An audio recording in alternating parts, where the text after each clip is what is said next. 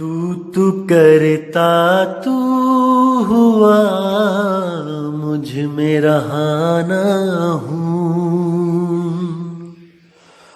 तू करता तू हुआ मुझ में रहाना हूँ। आपा परखा मिट गया जब आपा परखा मिट गया, जित देखूं तित तू करता तू हुआ मुझ में रहाना हूँ। प्रिय बंधुओं, तहे दिल से आप सबको नमस्कार, सत श्री अकाल। आज जो मैं आपको ज्ञान जो बताने आया हूँ वो बाबा नानक जी की एक वाणी है, जिसको कई संतों ने अपने अपने ग्रंथ में लिखकर उसका मनमाना अर्थ किया है और आप सबको भरमाने में कोई कसर नहीं छोड़ी है। तो आज उस वाणी का सही से अर्थ करेंगे कि आखिर बाबा नानक जी के भाव क्या थे उस वाणी को बोलने में, क्योंकि हम सब शब्दों को पकड़ लेते हैं, भावों को नहीं पकड़ते। दोस्तों, इसी में दिक्कत आ जाती है। तो इन सब वाणियों को हम गहराई से मनन करेंगे और इन्हीं वाणियों से हम सत्य को उजागर करने की पूरी कोशिश करेंगे। और मुझे पूरा यकीन है कि जो मेरे भाई विवेकी हैं, एक क्षण नहीं लगाएंगे वो सत्य और असत्य का निर्णय करने में। तो दोस्तों, गुरु ग्रंथ साहब के अंग नंबर 60 पे आपको ये वाणी मिलेगी और आप उसको स्पष्ट रूप से देख सकते हो, समझ सकते हो। क्या कहते हैं नानक साहब? बिन गुरु प्रीत न उपजे हऊ में मैल न जाई। मतलब कि आपकी परमात्मा से प्रीत उपज ही नहीं सकती जब तक आपके जीवन में कोई गुरु ना हो। गुरु की इतना बड़ा महत्व बता दिया है वाणी में कि बिना गुरु के प्रीत न उपजे, उपज ही नहीं सकती। जैसे बिना बीज डाले आपके खेत में कोई फसल नहीं उग सकती, उसी तरह बिना गुरु के आपके अंदर परमात्मा के लिए सच्ची प्रीत उपज ही नहीं सकती। कितना ही जोर लगा लो कि मैं उस परमात्मा से प्रेम करूं, कर ही नहीं सकते। किससे कर लोगे? कोई पत्थरों से कर लोगे, कोई नदियों से कर लोगे, कोई तीर्थों से कर लोगे, लेकिन उस सच्चे शब्द से प्रेम हो ही नहीं सकता, क्योंकि उसके बारे में आपको कोई बता ही नहीं सकता गुरु के सिवा। जब तक वो सतगुरु आपकी जिंदगी में नहीं आ गया, उस निज नाम को प्रेम करना असंभव है। अपना नाम जानना असंभव है। तभी वाणी में कहते हैं, 3 गुणों की भक्ति में भूल पड़े संसार। और कहे कबीर निज नाम बिन कैसे उतरो पार। कि 3 गुणों की भक्ति में, यानी कि ब्रह्मा विष्णु महेश, सतोगुण रजोगुण तमोगुण, इन तीनों की भक्ति में भूल पड़े संसार। जितने भी तीर्थ स्थान आप देखोगे भारत में, या तो इन तीनों देव के हैं या फिर इनके ही भक्तों के हैं। जैसे गोरखनाथ, भैरवनाथ और कई नाथ, बाबा बालकनाथ। तो तीर्थ स्थानों में या तो इन 3 गुणों की पूजा हो रही है या फिर उनकी हो रही है जिन्होंने इन 3 गुणों की पूजा करी, या फिर इन 3 गुणों को पैदा करने वाली जो माया है, शक्तिपीठ, त्रिगुणी माया। जैसे साहिब कहते हैं, माया महा ठगिनी हम जानी, त्रिगुण फांस लिए कर डोले, और बोले माधुरी वाणी, माया महा ठगिनी हम जानी। तो भाई, वाणी पे विचार करना है कि वाणी क्या कहना चाहती है। कहते 3 लोक है देह में, रोम रोम में धाम, और बिन सतगुरु ना पाइए सार शब्द निज नाम। जैसे पिछली वाणी में भी बोला कि 3 गुणों की भक्ति में भूल पड़े वो संसार, कहे कबीर निज नाम बिन। निज नाम क्या है? ये निज नाम, निज नाम होता है जैसे आपकी कोई निजी वस्तु है जिसपे केवल आपका हक है, जिसपे किसी और का नाम नहीं लिख सकता कोई। जैसे आपकी प्रॉपर्टी पे आपका ही नाम लिखा जाएगा, कोई और उस पे अपना नाम नहीं लिख सकता। निजी वस्तु, निजी। इसी तरह आपका निजी नाम जो किसी और का नाम नहीं है, स्वयं आपका निज नाम है, जिसको बाबा नानक कहते कोई नाव ना जाने मेरा। हालांकि पांचवी पातशाही की वाणी है, लेकिन मैं 10 गुरुओं को एक ज्योत मानता हूं। अब ज्योत का देखो, जहां मैं कहता हूं कि ज्योत मानता हूं, वहां का मतलब यह नहीं है कि वो ज्योत स्वरूपी अलख निरंजन मानता हूं। ज्योत का मतलब होता है प्रकाश। जहां पर अज्ञान के अंधेरे को मिटाया जाए, उस स्वरूप को ज्योत कहते हैं। जैसे कबीर साहब ने भी कई जगह बोला है कि ज्योत में ज्योत मिले, तो इसका मतलब यह नहीं कि वो किसी ज्योत के पुजारी हैं। मेरे एक सिख भाई ने पिछली ऑडियो में मुझे कमेंट किया था कि आपने शायद ठीक से समझा नहीं कि कबीर साहब क्या कहना चाहते हैं। कबीर साहब कहते हैं ओ अंकार आद में जाना।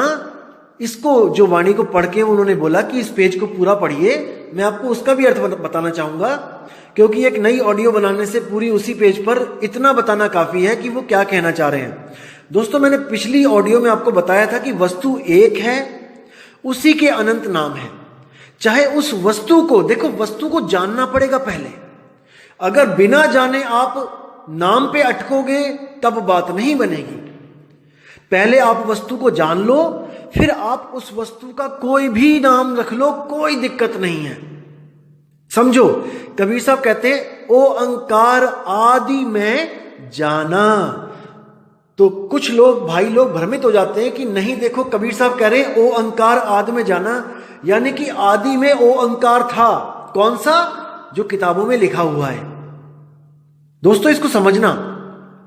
वो भ्रमित होकर कह देते हैं कि देखो ओ अंकार लिखा है, यानी कि ओ अंकार जो मैं लिख रहा हूं, जो वाणियों में लिखा हुआ है, वही आदि है। नहीं दोस्तों, आगे देखो क्या लिखा है।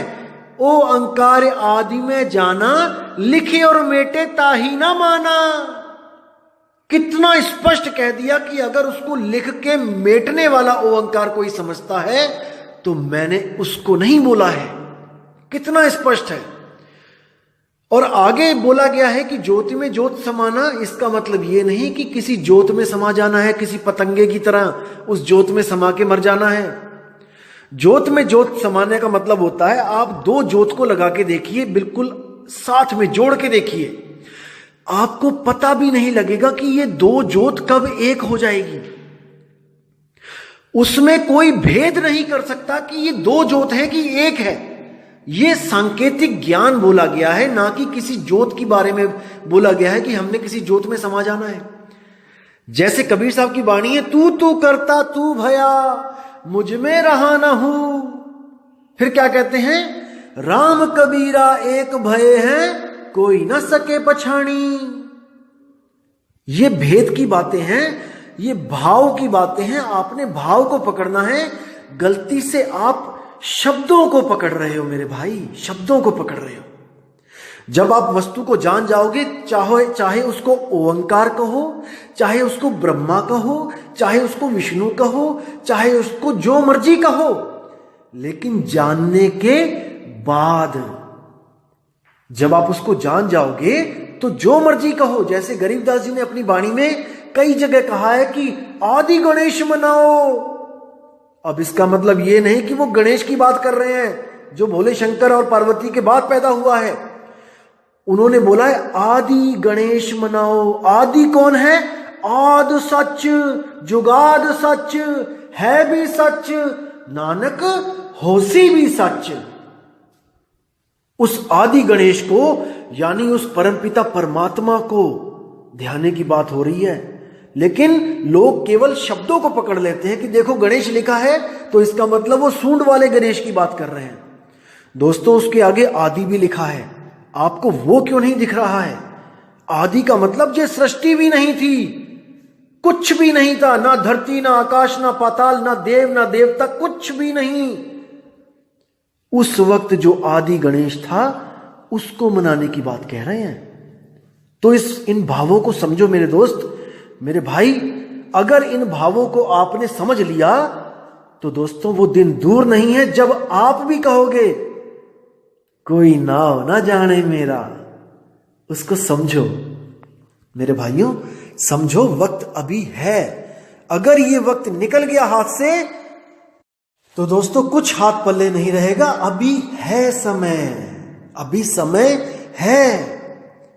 और मैं उन दोस्तों से, उन भाइयों से बहुत माफी मांगना चाहूंगा जिनको मैंने गुरुजी का एड्रेस नहीं दिया। उन लोग ने 20-20 मेल भेज दी मुझे कि एड्रेस दे दो, प्लीज एड्रेस दे दो, लेकिन मैंने नहीं दिया। मैं माफी चाहूंगा, लेकिन मैं आपका भला जानता हूं दोस्तों। मुझे पता है कि आपका भला कहां पे है। मैं नहीं चाहता कि किसी कच्चे घड़े में पानी आए और उसका भी वो हाल हो जाए जो एक स्वयंभू आत्मज्ञानी का हो चुका है। मैं नहीं चाहता कि कच्चा घड़ा पानी में टूट जाए, नहीं। मैं चाहता हूं कि आप इतने पक्के हो जाओ, इतने मजबूत हो जाओ कि आपके पास 1% भी भ्रम ना भटके, 1% भी संशय आपके मन में ना रहे। तब अटल होकर आप आना। जैसे कोई लड़का किसी लड़की से शादी करता है या कोई लड़की किसी लड़के से शादी करती है, दोस्तों जब तक शादी का बंधन बंध ना जाए उनमें अटल विश्वास होता है एक दूसरे के प्रति, तभी तो वो एक दूसरे से शादी करना चाहते हैं।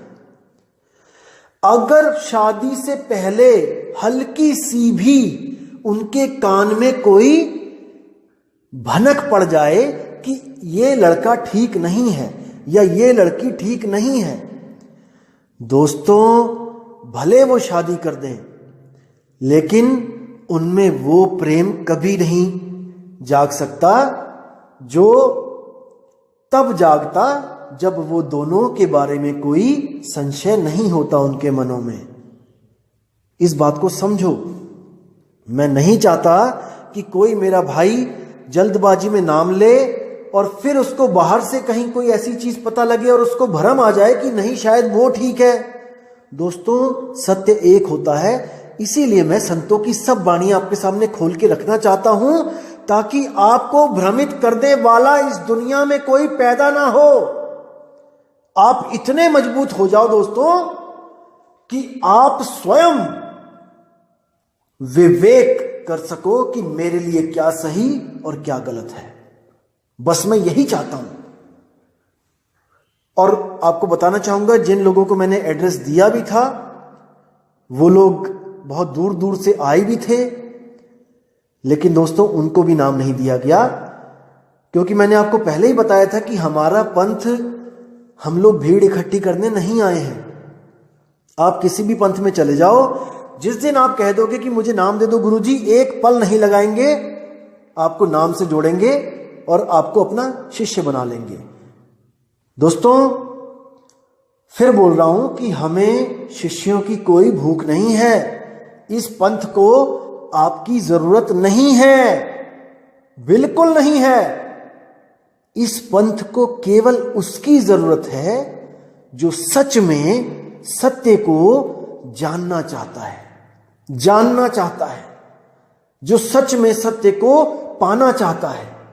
और हमें पूरा यकीन है कि उस शिष्य को, उस खोजी आत्मा को 100 बार भी धक्का दे के आश्रम से निकाला जाएगा, दोस्तों वो वहीं पर आएगा दोबारा, 100% वहीं आएगा। जैसे जो जहाज का कांव होता है, कौवा, जब जहाज चल पड़ता है, समुद्र के बीचों बीच होता है, तो हजारों किलोमीटर इधर जमीन नहीं मिलती और हजारों किलोमीटर उधर जमीन नहीं होती है। तो क्या होता है, अगर उस कौवे को, जो कौवा जहाज पे आ गया है, कोई उसको उड़ा भी दे, जहाज पे खड़ा आदमी डंडे से उसको डरा के उड़ा भी दे, वो उड़ जाएगा, उस वक्त वो उड़ जाएगा। लेकिन उड़ता उड़ता उड़ता उड़ता लौट के फिर वहीं आ जाएगा, क्योंकि उसको पता है कि इस जहाज के अलावा और कहीं जमीन ही नहीं है मेरे ठहरने के लिए। इसलिए वाणी में आता है, बंदी छोड़ दयाल तुम लग हमरी दौड़, जैसे काग जहाज का पावत और न ठौर। उस कौवे को और कहीं ठौर ही नहीं है, वो जाएगा कहां। इसलिए गुरुदेव कभी भी जल्दबाजी नहीं करते। वो परीक्षा भी लेते हैं कि देखे तो सही इसमें कितनी परख है इस बच्चे में, सारी दुनिया को परख के दोबारा यहीं पे आएगा अगर सच में सच्चा पारखी होगा तो। अगर कहीं और जुड़ जाएगा तो इसका मतलब वो पारखी था ही नहीं, और जो पारखी नहीं है उसकी हमें कोई जरूरत नहीं है। जैसे आपने कई बार देखा होगा, कई पंथ ऐसे भी हैं यहाँ पे भारत में चल रहे हैं, जहां पर नामदान से पहले कई सवाल जवाब होते हैं, कई तरह के सवालों से गुजरना पड़ता है, लोग पूछते हैं, तब जाके आपको नामदान की पर्ची मिलती है। तो कई लोग क्या होते हैं, 3 बार जाते हैं नहीं मिलता है, चौथी बार जाते हैं नहीं मिलता है, 5वीं बार जाते हैं नहीं मिलता है, तो सोचते हैं अरे यार यहां नाम ही नहीं मिलता है, छोड़ो यहां नहीं लिखा है, मेरी किस्मत में नहीं लिखा है, मैं कहीं और ले लेती हूं, और जाके किसी और से नाम ले लेते हैं, गुरु से। अब उनकी परख देखिए आप, कि आप अगर मान के चलो कि आप किडनी के रोग से ग्रसित हो, आपको किडनी का रोग है, आपकी किडनी फेल हो गई है, और आपके शहर में केवल एक डॉक्टर है जो किडनी का एक्सपर्ट है। अब आप उस डॉक्टर के पास गए और वहां पर बहुत बड़ी भीड़ है, आपने देखा कि इतनी लंबी लाइन, 200 बंदे लगे हैं और मुझे तो बैठे बैठे शाम हो जाएगी, तो आपने उस डॉक्टर को छोड़ के आप किसी नीम हकीम खतराए जान के पास चले गए कि भाई डॉक्टर के पास तो बहुत लंबी लाइन है, मैं कहीं और इलाज करवा लेती हूं, और आप उस झोला छाप डॉक्टर के पास जाके आपने अपना इलाज करवा लिया। दोस्तों, आप जीवित नहीं बचोगे, भले वहां पे देर लग जाए, लेकिन वो एक्सपर्ट है, वो आपको ठीक कर सकता है। लेकिन झोला छाप डॉक्टर के पास एक पल में नंबर आ जाएगा आपका, इसका मतलब ये नहीं कि वो आपको ठीक कर देगा। इसलिए कितना ही समय क्यों ना लग जाए, लेकिन सतगुरु के चरणों में पड़े रहो, सतगुरु को अरदास करते रहो कि मालिक अब जोड़ दो, मेरे मालिक अब जोड़ दो। तो इसी तरह परख होती है जीवों की, मालिक परखते हैं। तो कबीर साहब कह रहे हैं कि कहे कबीर निज नाम बिन कैसे उतरो पार। तुम्हारा जो निज नाम है वही नाम परमात्मा का भी है, इसको पकड़ो मेरे भाई। जो तुम्हारा निज नाम है वही नाम परमात्मा का है, दोनों एक से ही हैं, एक ही हैं, इसको मान के चलो कि वो एक ही है। जैसे आप शीशे के सामने खड़े हुए तो आपने क्या बोला वहां पे कि जो तू सो हम, यानी जैसा तू है, जो दिख रहा है मुझे, जैसा तू है वैसा ही मैं हूं, यानी हम दोनों में कोई भेद नहीं है, दिखने में हम दोनों एक से हैं। जैसे आपको कोई कहता है ना कि अपनी फोटो दो, अपना चित्र दो, इसका मतलब जैसे आप हो बिल्कुल वैसा ही आपका चित्र होगा, जैसे तुम वैसी तुम्हारी फोटो, जो तू सो हम। तो आज सोहम के बारे में आपको मैं बताना चाहता था, क्योंकि इस वाणी में सोहम लिखा है, और सोहम को दिखा दिखा के कुछ अधूरे संत आपको सोहंग मंत्र पकड़ा देते हैं कि देखो बाबा नानक भी सोहंग मंत्र जपते थे। दोस्तों बिल्कुल गलत है, बिल्कुल गलत है। इसको आप विवेक लगाओगे 2 सेकंड के अंदर आप दूध और दूध पानी का पानी कर दोगे। मैं पूरा विश्वास करता हूं आप लोग पे कि आपकी बुद्धि अब इतनी चलने लगी है, आपका विवेक इतना जागृत हो चुका है कि आप नीर शीर का निवेड़ा कर सकते हो। अब वाणी देखते हैं आगे क्या कहती है। बिन गुरु प्रीत न उपजे हव में मैल न जाई, यानी कि बिना गुरु के हमारी हौमे की मैल नहीं जा सकती, दूर नहीं हो सकती, अहंकार कभी खत्म नहीं हो सकता।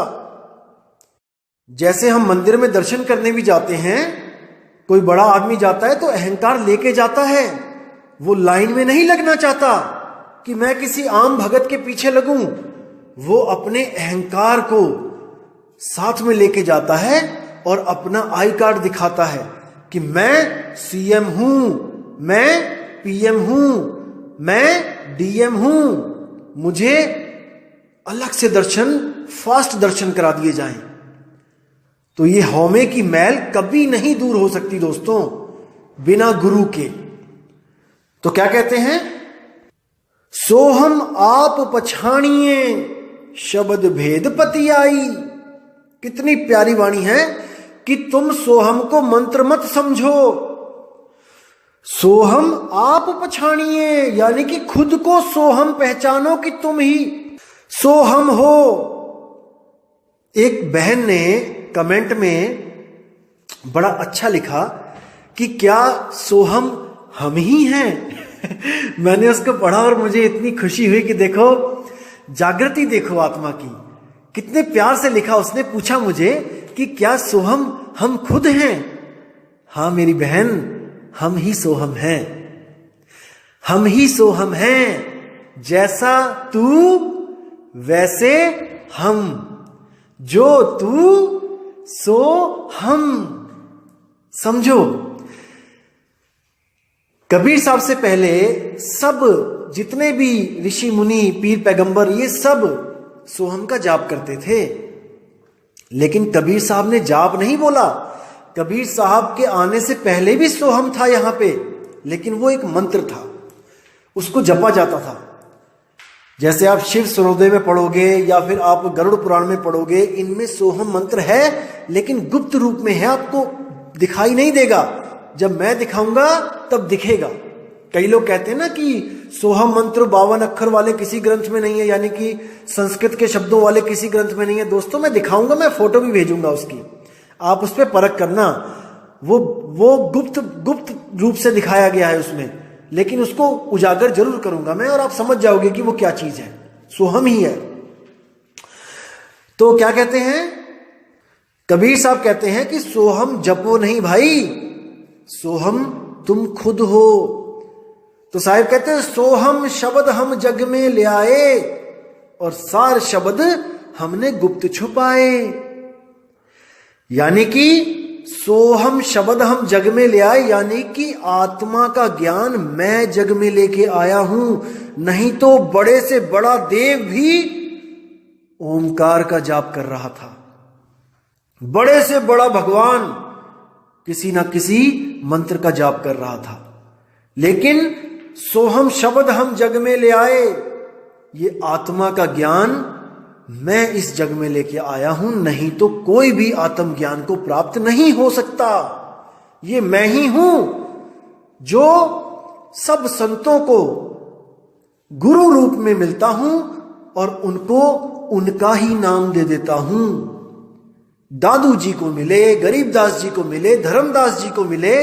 धर्मदास तो 100 साल के बाद पैदा हुए, जब कबीर साहब यहां से जा चुके थे। गरीबदास जी देखो कब पैदा हुए हैं और कबीर साहब कब गए हैं। 1.5, 2 साल, 3 साल, 300 साल का फर्क है। और अब मदन साहिब देखो, 1843 में मदन साहिब को कबीर साहब आके मिले। कब गए हुए थे कबीर साहब, देखो 120 साल पूरे करके कब चले गए थे, लेकिन वो आते हैं जीवों के कल्याण के लिए। बाबा नानक को बेई नदी पे मिले गुरु रूप में, वहां पर उनको नाम दिया। तो दोस्तों इन बातों को समझो। हम ये नहीं कहते कि आप कबीर कबीर करो, कबीर का नाम जपो, लेकिन जो हमारे लिए इतना कुछ कर रहा है हमने उसको सर्वोपरि मानना है। सब संत मेरे पूज्य, हर संत मेरा भगवान, मेरा परमपिता परमात्मा है, क्योंकि वो समा चुके हैं, ज्योति ज्योत समा चुकी है। इस भाव को पकड़ना है, शब्दों में नहीं जाना है। मैं फिर कह रहा हूं, ज्योति ज्योत का मतलब ये नहीं कि किसी ज्योत की पूजा करके उस ज्योत में चले गए। कबीर साहब कहते हैं ये ज्योत स्वरूपी अलख निरंजन, ये धरता ध्यान हमारा। इसको समझना पड़ेगा। ज्योत स्वरूपी हाकिमा जिन अमल पसारा, अमल मिटाऊं तासु का पठाऊं भव पारा, कहे कबीर अमर कर राखूं जो निज होए हमारा। जो इस ज्योत को त्याग दे और हमारी प्रतीत कर ले, उसको मैं भव सागर से पार कर देता हूं और उसका स्वरूप बिल्कुल वैसा हो जाता है जैसा परमपिता परमात्मा का होता है। अब उनमें कोई पहचान नहीं सकता। जैसे कहते हैं अब तो जाए चढ़े सिंहासन, मिले हैं सारंग पानी, और राम कबीरा एक भय हैं, कोई न सके पछाणी। अब वो दो नहीं रह जाते हैं, अब वो एक हो जाते हैं।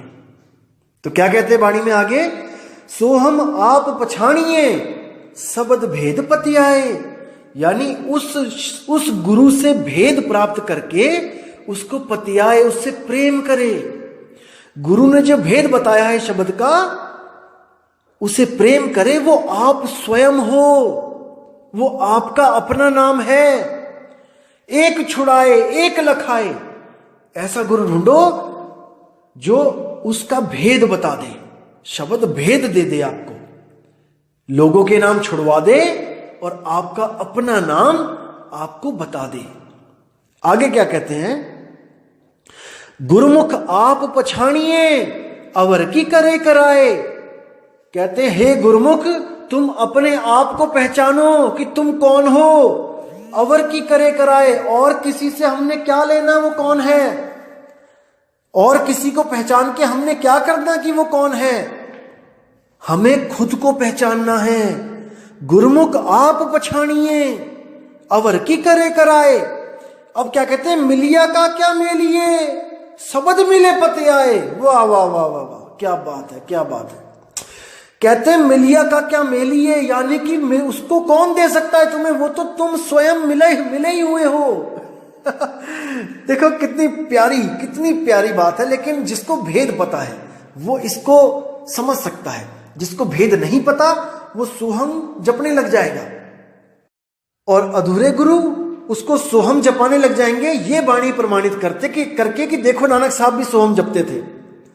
बिल्कुल गलत दोस्तों, बिल्कुल गलत। आगे देखो क्या कहते हैं, मिलिया का क्या मेलिए शब्द मिले पति आए। यानी कि वो तुम्हारे पास ही है, वो तुम्हें कोई दे नहीं सकता। जैसे कस्तूरी नाभि बसे मृग ढूंढे बनमाही, ऐसे रमता राम है दुनिया जाने नहीं। वो तुम्हारे पास ही है, वो तुम ही हो, तुम मिले हुए हो, लेकिन केवल और केवल इस मन माया के कारण उसको महसूस नहीं कर पा रहे हो।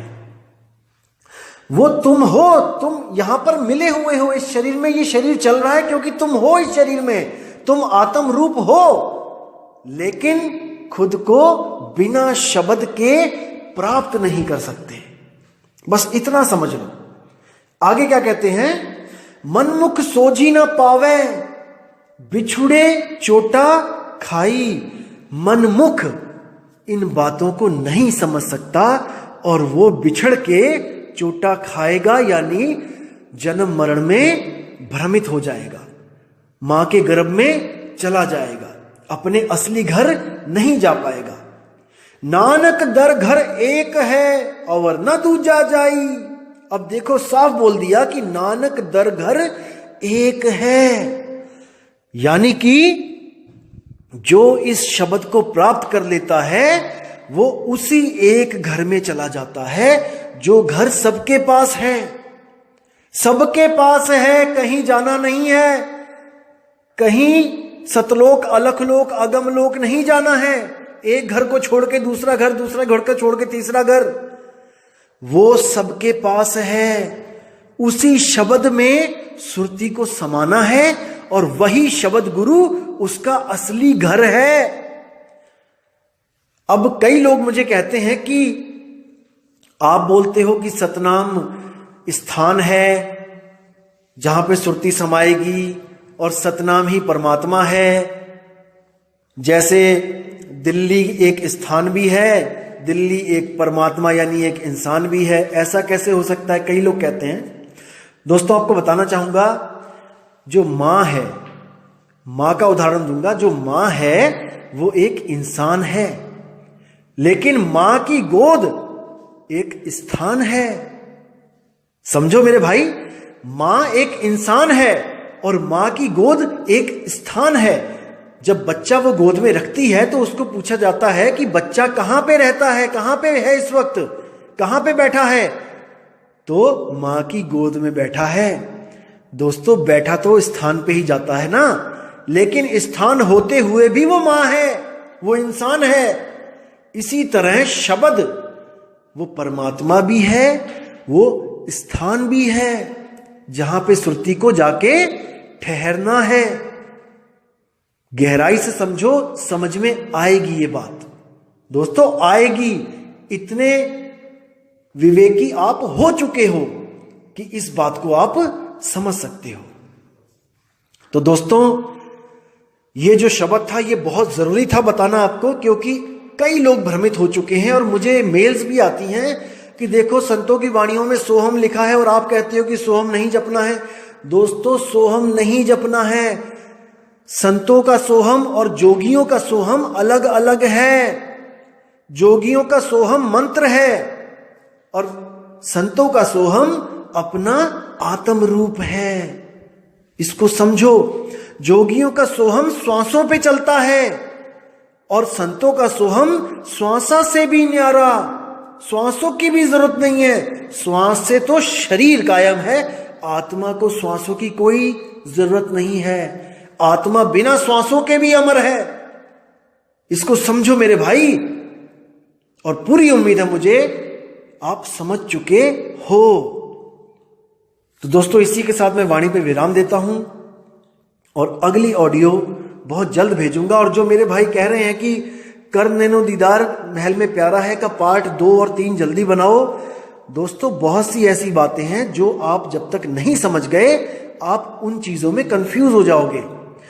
वो मैंने आपको बताया था कि वो वाणी सबसे इंपॉर्टेंट वाणी है जिसमें हर भेद बता दिया गया है, लेकिन आपके कंसेप्ट बहुत से क्लियर करने हैं मैंने, ताकि आपको वो वाणी पूरी अच्छी तरह समझ आए। इसलिए मैं नहीं चाहता कि मैं उस वाणी को पहले बना दूं और आप कंफ्यूज हो जाओ। उससे पहले बहुत से कॉन्सेप्ट क्लियर करने हैं मैंने आपके, ताकि आपको बिल्कुल पानी की तरह वो वाणी समझ में आए। तो दोस्तों आपसे मैं अब विदा चाहूंगा और मालिक से अरदास करूंगा कि आपके विवेक में बढ़ोतरी करता ही जाए और आप सत्य की तरफ बढ़ते जाओ। बस यही मेरे दिल की अरदास है कि हर मेरे भाई को सत्य से रूबरू मेरा मालिक जल्दी करवाए, ताकि आप सबका जन्म मरण जीते जी खत्म हो जाए। जीते जी, मरने के बाद नहीं दोस्तों, जीते जी पाना है उसको, तभी तो आप गवाही दोगे कि हां मैं मुक्त हूं। मरने पे कोई मुक्त नहीं हुआ है। तो दोस्तों विदा चाहता हूं अब। जय गुरु बंदी छोड़ मदन साहिब, जय गुरु बंदी छोड़ वैराग साहिब, जय जय बंदी छोड़ सतगुरु सत्य कबीर साहिब की सदा ही जय हो। साहिब बंदगी सतनाम, सत श्री अकाल।